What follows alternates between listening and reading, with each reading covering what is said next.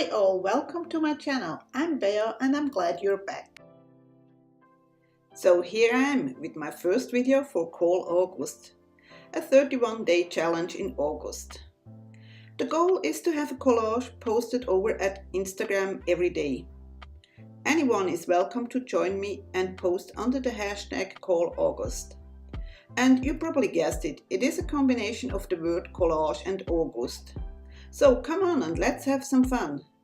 And if you are not on Instagram, you can also post them in my Facebook group Bea's Mixed Media and more. I will have the link in the description. As I mentioned in the intro video, the link will be in the iCard in the upper right corner. I use a heavy watercolor paper as a substrate to work on. But you can of course use whatever you want as long as you put some collage on. For day 3 I did start with some pieces from a magazine and laying in the sky first. I also gonna use security envelopes as you can see later. To glue down I use a glue stick, my preferred way so far. For the moment I leave you with some music and I will step in if I have to explain something.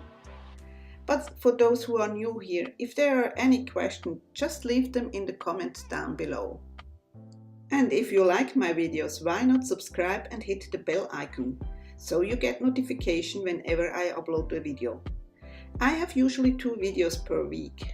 Or you could head over to my blog, the link is in the iCard in the upper right corner, where I have all the videos too.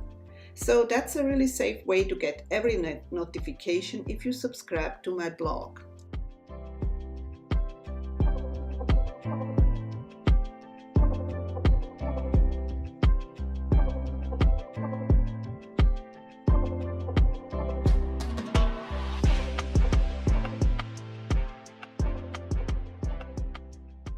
A little tip here, I use my phone to take a picture how I did arrange the papers, so I get it the same way again.